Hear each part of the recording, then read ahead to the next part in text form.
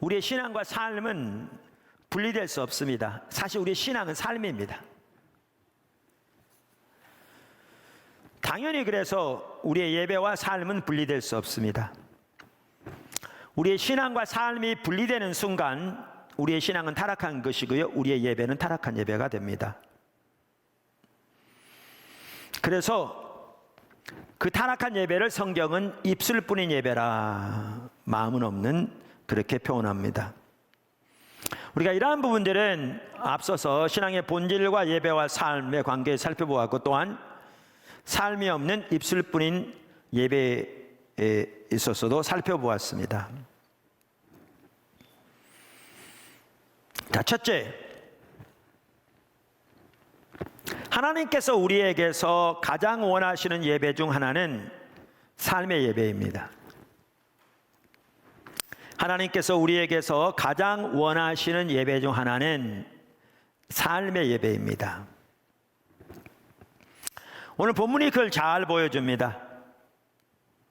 오늘 본문에서 사도 바울은 우리의 몸을 하나님께 제물로, 즉 예배로 드리라, 이렇게 말합니다.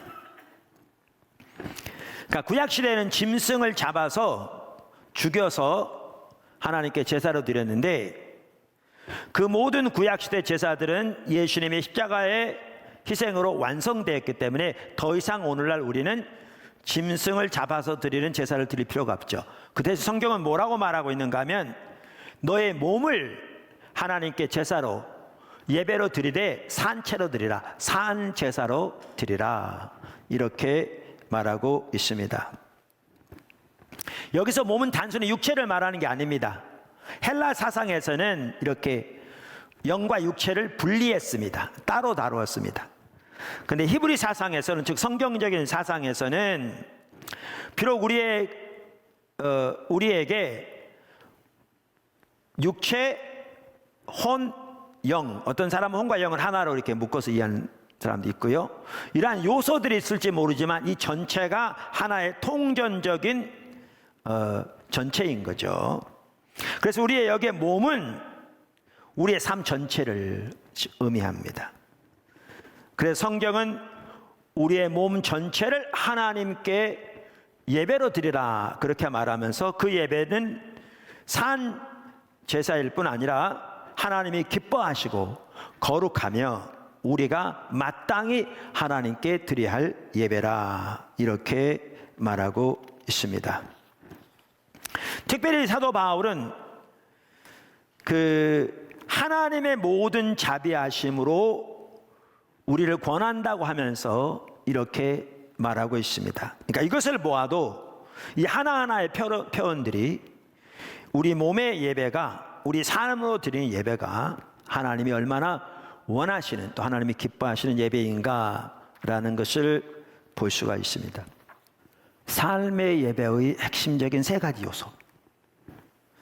자, 이러한 삶의 예배를 드리기 위해서 중요한 요소들이 있을 텐데 많이 있겠죠. 그 중에 저는 특별히 세 가지만을 살펴보고자 합니다. 한편으로는 복습하고자 합니다. 우리가 과거에 이렇게 좀 됐는데 요한 1서를 쭉 살펴봤습니다. 그러면서 요한 1서는 우리가 진정으로 구원을 받았다면 반드시 우리에게 나타나야 할 열매를 쭉 다루고 있거든요. 거기에서는 몇 가지들을 더 이렇게 쭉 말하고 있는데, 그 중에서 대표적인 세 가지를 제가 쭉 살펴봤습니다. 주일날 몇 주간에 걸쳐서. 그 세 가지가 뭐였냐면 거룩한 삶, 순종하는 삶, 사랑하는 삶이었습니다. 그래서 다 기억하고 계실 텐데, 오늘 삶의 예배의 핵심적인 세 가지로 이 세 가지 면을 좀 다시 살펴보면서 다시 이렇게 복습하고 새롭게 우리 자신을 상기시키고, 그래서 삶의, 하나님이 기뻐하신 삶의 예배로 더 나가기를 우리가 결단했으면 좋겠습니다. 할렐루야. 자, 첫째, 작은 첫 번째, 순종하는 삶입니다. 순서는 좀 달리 하겠습니다. 순종하는 삶입니다. 성경에 보면요, 순종은 우리 믿음의 핵심입니다. 우리 구원의 핵심입니다. 제가 로마서 1장 5절을 보다가 이 부분이 보이더라고요. 로마서 1장 5절 한번 보실래요? 로마서 1장에 보면 사도 바울이 하나님의 은혜로 이렇게 하나님이 자기를 사도로 부르셨다. 특별히 이방인을 위한 사도로 부르셨다. 그렇게 말해요. 그러면서 아주 중요한 부분을 여기 말해요. 로마서 1장 5절. 그로 말미암아 우리가 은혜와 사도의 직분을 받아, 여기 그는 예수님입니다. 그러니까 예수님으로 말미암아 혹은 예수님을 통해서 우리가 은혜를 받고 사도의 직분을 받았다. 지금 그 말이죠. 모든 은혜는 예수님으로 말미암아 예수님으로 인하여 혹은 예수님을 위하여 우리에게 주어지죠. 자, 그러면 사도 직분을 받아 그의 이름을 위하여, 이제 그의 이름을 위하여는 여기다 붙였는데 NIV는 그걸 앞으로 당겼습니다. 어찌됐든 간에 그의 이름을 위하여 모든 이방인 중에서 믿어 순종하게 하나니. 그러니까 우리말을 그대로 보면 이렇게 잘 안 보여요. 근데 제가 NIV 성경을 보니까 더 또렷하게 보이더라고요. 그러니까 제가 말하고자 하는 말은 뭐냐면 이거예요. 모든 이방인 중에서 믿어 순종하게 하나니, 그분인데요. NIV 성경 이전 번역된 NIV 성경은 이걸 이렇게 번역하고 있어요. 그러니까 하나님께서 예수님을 통해서 은혜로, 그러니까 나에게 은혜를 주셨고 내가 은혜를 받았고 사도직을 받았다 그 말이죠. 근데 사도직을 받았는데 여기에 보면 to call people from among all the Gentiles, 모든 이방인들로부터 백성을 부르기 위한 사도직이라는 거죠. 그러니까 이방인을 위한 사도인 것을 분명히 인식하고 있고요. 모든 이방인 중에서 하나님의 백성으로 그들을 부르도록 이렇게 부름을 받았다는 거예요. 사도로. 근데 이방인으로 부르되 그 다음에 뭐라고 그러냐면 to the obedience that comes from faith, 이렇게 돼 있어요. 그러니까 이방인들을 부르되 어디로 부르냐 하면 순종으로 부르도록 하나님이 자기를 사도로 부르셨다는 거예요. 그리고 이 순종이 뭐냐? 믿음으로부터 나오는. 그러니까 여기에 보면요, 구원을 한마디로 뭐라고 표현했냐면 하나님이 우리를 순종으로 부르신 걸로 표현했어요. 근데 그 순종은 믿음에서 나오는 것이죠. 믿음에 나오는 것이죠. 그 아래 로마서 1장 8절을 보아도 믿음의 핵심인 걸 볼 수 있어요. 먼저 내가 예수 그리스도로 말미암아 너희 모든 사람에 관하여 내 하나님께 감사함은 너희의 믿음이 온 세상에 전파됨이라. 믿음의 핵심인 걸 볼 수 있어요. 우리 신앙의 믿음의 핵심이잖아요. 믿음으로 구원을 받잖아요. 신앙이라는 자체가 믿음이란 말이잖아요. 믿음이 가장 핵심이에요. 문제는 뭐냐면 이거죠. 이 구절에 보면 하나님이 이방인들을 하나님의 백성으로 부르셨는데 어디로 부르셨는가? 순종으로 부르신 거죠. 어디에서 나오는? 믿음에서 나오는. 그러니까 이걸 보면 우리 신앙의 결국 핵심은 믿음인데 이 믿음이 순종으로 귀결되는 걸 볼 수 있고요. 그만큼 순종이 우리의 부르심에, 우리의 구원에, 우리의 신앙에 핵심적인 내용인 걸 볼 수 있습니다. 핵심적인 내용인 걸 볼 수 있습니다. 두 번째 요소, 사랑하는 사람입니다. 이 사랑하는 것도 믿음과 분리되지 않습니다. 그런데 우리가 잘 아는 대로 사랑의 한 핵심은 상대방의 필요를 채우는 것입니다. 이것은 요한 1서가 잘 말해주고 있습니다. 사랑의 한 핵심은 상대방의 필요를 채우는 것입니다. 요한에서 3장 16절, 그가 우리를 위하여 목숨을 버리셨으니 우리가 이로써 사랑을 알고, 그러니까 진정한 사랑이 그렇게 표현됐다 그 말입니다. 진정한 사랑의 핵심이, 모델이, 사랑의 성격이, 사랑에 대한 규정이, 사랑에 대한 정의가 그렇게 표현됐다 그 말이죠. 그가 우리를 위하여 목숨을 버리셨으니, 여기 그는 예수님을 말합니다. 우리가 이로써 사랑을 알고 우리도 형제를 위하여 목숨을 버리는 것이 마땅하니라. 누가 이 세상의 재물을 가지고 형제의 궁핍함을 보고도 도와줄 마음을 닫으면 하나님의 사랑이 어찌 그 속에 거하겠느냐. 자녀들아, 우리가 말과 혀로만 사랑하지 말고 행함과 진실함으로 하자. 말씀드린 대로 여기에 보시면 사랑은 상대방의 필요를 채우는 것임을 볼 수 있습니다. 여러분, 우리 신앙은요, 한마디로 우리 신앙을 요약하면 관계입니다. 여러 차례 나눈 것처럼 요한일서 1장 3절이 잘 말해주죠. 가장 먼저는 하나님과의 관계, 두 번째는 서로와의 관계, 친밀한 교제, 관계입니다. 그 다음에 우리의 신앙에서, 성경에서 가장 핵심은 뭡니까? 사랑입니다. 먼저는 하나님을, 우리의 존재를 내 사랑하는 것, 두 번째는 형제와 이웃을 사랑하는 것. 여기 형제는 성도들을 말합니다. 가장 근본적으로. 그런데 이 사실 아십니까? 세상에서도 가장 중요한 두 가지가 관계와 사랑입니다. 세상에서도. 그런데 저는 이것을 보아도요, 하나님의 말씀의 우월성을 볼 수 있습니다.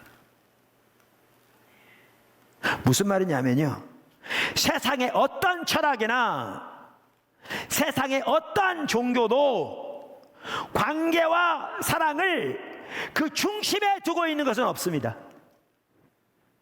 이게 가장 중요한 핵심인데, 실제 핵심인데, 실존의 핵심인데, 그걸 중심에 두고 있는 어떠한 철학도 어떠한 종교도 없습니다. 더 나아가 전능하신 하나님, 그분은 인격체신 전능하신 하나님이신데, 그분이 전능하시며 사랑하시는 거룩하신 하나님이신데, 그 전능하신 그러한 하나님과의 관계, 그리고 사랑, 그리고 거기를 토대로 해서 나오는 관계와 사랑이 가장 핵심이요 중심인 그러한 종교는, 그러한 철학은, 그러한 사전은 세상에 없습니다. 이 하나만 봐도 하나님이 참다운 하나님이시며 궁극적인 신이시며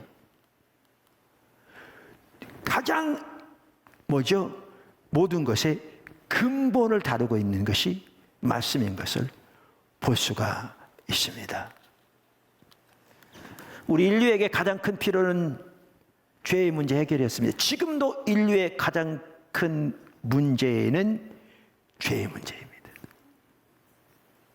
가장 큰 문제는 돈이 많고 적건 상관없이, 얼굴이 잘생겼건 못생겼건 상관없이, 여러분 미도 심각한 우상이 될 수 있습니다. 미 자체는 좋은 건데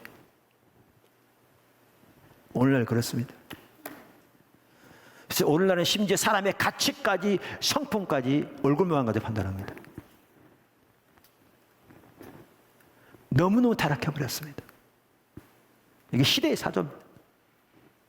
그래서 오늘날 가장 큰 문제는 죄의 문제입니다. 죄 용서. 그 죄의 문제 해결. 그런데 예수님은, 하나님은, 삼위일체 하나님은 내가 너희를 사랑한다 말로만 하지 아니하시고 우리의 필요를 채우기 위해 하나님의 아들이 이 땅에 오셔서 십자가에 돌아가셨습니다.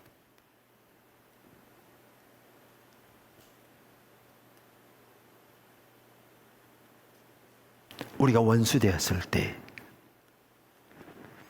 우리가 죄인 되었을 때,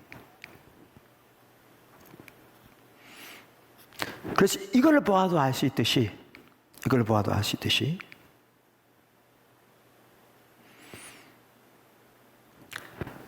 사랑에서 가장 중요한 부분 중 하나는 바로 상대의 필요를 채우는 것입니다. 그런데 하나님께서 우리 포도나무 교회를 바로 이 부분으로 집중적으로 인도하고 계십니다. 나눈 것처럼. 하나님께서 우리의 관계에 동심 안에 있는 사람들을 진정으로 사랑하고, 그리고 사랑은 상대방의 필요를 채우는 것으로서 사랑으로 섬기는 것이죠. 뿐만 아니라 그 안에 예수님을 알지 못하는 사람들에게 그 사랑의 섬김을 통해 그들을 예수님께로 인도하는 그 관계 정도가 우리의 삶이 되기를 원하십니다. 삶의 예배가 되기를. 이제 그게 이제 다음에 살펴볼 부분인데, 이렇기 때문에 사실 사랑의 섬김이야말로 핵심적인 삶의 예배이기도 합니다. 바로 이 삶의 예배로 지금 포도나무교를 인도하고 계십니다. 마지막으로 세 번째, 거룩한 삶입니다. 거룩한 삶은 당연히 우리 신앙의 가장 핵심적인 부분입니다. 요한일서만 하더라도 반복적으로 이 부분을 말하고 있습니다. 그래서 심지어 요한일서 1장 5절 이렇게 말하죠. 우리가 그에서 듣고 너에게 전하는 소식은 이것이니 곧 하나님은 빛이시라. 그에게는 어둠이 조금도 없으시다는 것이니라. 만일 우리가 하나님과 사귐이 있다 하고 어둠에 행하면 거짓말을 하고 진리를 행하지 아니함이거니와. 그러니까 우리가 1장 1절 4절까지 사도 요한이 전한 복음의 그 요지를 말하고 있습니다. 서문입니다.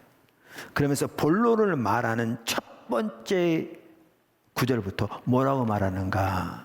거룩한 삶을 말합니다. 그만큼 거룩한 삶이 우리 신앙의 근간인 것을 보여줍니다. 그런데 이 거룩한 삶은 우리의 삶이 예배로 드려지는 데 있어서도 핵심입니다. 왜냐하면 삶이 예배로 드려져야 되니까요. 거룩한 삶이 신앙의 핵심이니까요. 당연히 그렇겠죠. 우리는 그것을 어디서 볼 수 있냐면 다시 에베소서 5장을 보시면 거기서 볼 수 있습니다. 5장 1절에 읽었죠. 다시 한번 읽을까요? 그러므로 사랑하는 자녀같이 너희는 하나님을 본받는 자가 되고 그리스도께서 너희를 사랑하신 것 같이 너희도 사랑 가운데서 행하라. 그는 우리를 위하여 자신을 버리사 향기로운 제물과 희생제물로 하나님께 드리셨느냐. 여기 보시면 예수님을 본받는 삶을 살라고 말하면서 예수님이 정확하게 삶의 예배를 드리셨는데 그 핵심이 사랑하는 삶이었다 말하잖아요. 근데 곧바로 이어서 뭐라고 말한 걸 보십시오. 음행과 온갖 더러운 것과 탐욕은 너희 중에서 그 이름조차도 부르지 말라. 이는 성도에게 마땅한 바니라. 이렇게 말함으로써 삶의 예배, 하나님께 우리의 삶이 향기로운 제물로 드려지는 삶의 예배의 한 핵심적인 요소는 거룩한 삶인 걸 볼 수 있습니다. 그러니까 요한 1서에서 참다운 구원의 열매의 핵심적인 세 가지가 말씀드린 대로 다른 요소들도 있지만 거룩한 삶, 사랑하는 삶, 순종하는 삶이었는데 이것이 우리 구원의 핵심적인, 우리 믿음의 핵심적인 요소일 뿐만 아니라 이것들이 우리가 삶의 예배로 드려짐에 있어서 가장 중요한 핵심적인 요소들인 것을 동시에 볼 수 있습니다. 근데 거룩한 삶에는요, 두 가지 요소가 있죠. 우리가 거룩한 삶의 시리즈 살펴봤듯이 또 저녁 시간에 우리가 기초등부 3권을 통해 살펴봤듯이 그러니까 무엇으로부터의 구별이 있고 무엇으로의 구별이 있다고요. 그러니까 이 거룩한 삶에는 우리의 지체를 죄에게 내어주지 않는 것을 포함하는 반면 더 나아가 우리의 지체를 하나님의 영광을 위해 하나님의 목적을 위해 드리는 것이 포함됩니다. 드리는 것이 포함됩니다. 그것을 잘 말해주는 구절 중에 하나가 로마서 6장 13절입니다. 로마서 6장 13절에서 6장에 보면 너희가 예수 그리스도와 함께 십자가에 못 박혀 죽었나니 이미 죽었다 함께 그러면서 이제 하신 말씀이죠. 13절 또한 너희 지체를 불의의 무기로 죄에게 내어주지 말고 오직 너희 자신을 죽은 자 가운데서 다시 살아난 자 같이 하나님께 드리며 너희 지체를 의의 무기로 하나님께 드리라. 여기에 지체는 로마서 12장이 말하는 몸을 말하죠. 우리의 전인을 말합니다. 단순한 육신뿐만 아니라 전인을 말합니다. 그러면서 우리의 몸을 하나님께 거룩한 산제사로 드리라고 그랬는데 동일한 로마서 6장에 보면 그 한 부분이라고 저는 생각하는데요. 당연히 연결된다고 믿는데 아까 그 에베소 5장엔 분명히 연결되는 거 볼 수 있잖아요. 보는데 여기에 보시면 우리의 몸을 죄에게 죄의 병기로 내어주지 않고 의의 무기로 하나님께 내어주는 것이 우리가 살아야 할 삶의 예배의 한 핵심적인 부분인 것을 볼 수가 있습니다. 하나님의 백성으로서 우리는 주중에 우리의 일상생활에서 하나님의 행하심을 보고 그 일에 적극적으로 동참함으로써 하나님을 예배하는 삶을 살아야 합니다. 일도 사역만 해도 그렇잖아요. 하나님의 비전을 보고 하나님의 의중과 하나님의 뜻을 깨닫고 하나님의 선하신 뜻을 깨닫고 그 일에 적극적으로 동참하는 사역자로서의 인식을 가지고 사는 것. 우리 모두가 다 사역자잖아요. 그 삶을 이것이 우리가 살아야 할 삶의 예배의 한 핵심입니다. 그것이 하나님께서 우리에게 원하시는 삶을 드리는 예배의 핵심이죠. 그리고 그렇게 주중의 성도들이 삶으로 하나님께 예배를 드리는 것이 주일날 성도들이 모여서 하나님께 예배를 드릴 때 그 예배의 성패를 좌우합니다. 사실 그래서 주일에 드리는 예배의 성패는 각 성도가 주중에 어떻게 삶으로 하나님을 예배하는가에 달려 있습니다. 성도들이 그렇게 주중에 하나님 목적과 하나님의 비전을 위해 삶이 드려지는 그러한 삶의 예배를 드린다면 그러한 성도들이 교회에 모여서 하나님께 예배를 드릴 때 그 예배 가운데 정말 놀라운 하나님의 임재와 은혜와 하나님 만져주심과 생명에서 함께 할 것입니다. 반면에 주중에는 전혀 하나님을 의식조차 하지 않고 온갖 자기 목적을 위해 자기 방법대로 살다가 그러한 성도들이 예배당에 모여서 하나님께 예배를 드린다면 빼놓지 않고 주일날 나올지는 몰라도 그 예배는 전혀 하나님의 기뻐하신 예배가 되지 않을 것이며 그 가운데 하나님의 임재와 생명은 전혀 함께하지 않을 것입니다. 오늘 삶의 예배를 살펴봤습니다. 정말 중요한 내용입니다. 특별히 오늘 본문은 너희가 이 세대를 본받지 말고 오직 하나님을 마음을 새롭게 함으로 변화를 받아 하나님의 선하시고 기뻐하시고 온전하신 뜻이 무엇인지를 분별하고 그리고 너의 몸을 하나님이 기뻐하시는 거룩한 산 예배로 드리라. 제물로 드리라. 이것이 너희가 드릴 영적 예배라. 이렇게 말씀하고 있는데 우리가 순종하는 삶, 사랑하는 삶, 거룩한 삶을 통해서 정말 이 시대에 하나님을 예배하는 삶의 예배가 드려져서 우리 예배가 진정한 예배, 하나님이 기뻐하시는 예배, 온전한 예배가 되고 정말 우리의 모든 삶의 예배를 포함해서 예배 가운데 하나님의 은혜와 생명이 충만하게 넘치는 그 복된 축복이 포도나무 교회와 여러분 모두에게 또 지금 함께하고 있는 모든 분들에게 넘치게 되시기를 예수님의 이름으로 축원합니다.